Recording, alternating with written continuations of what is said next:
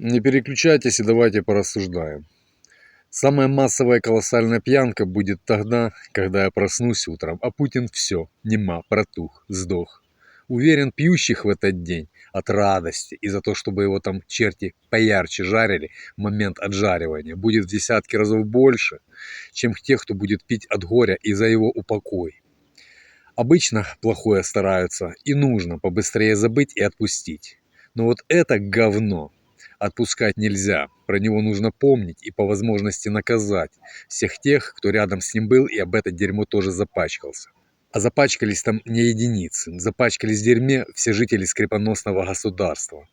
Гореть вам, суки, в аду. И это для вас от чистого сердца не только от моего, но и от всего українського народа. Від померлих, живих та ще ненароджених українців. Вічна слава Україні. Ну а пока пьянки нет, будем пить айранчик. Быть добру.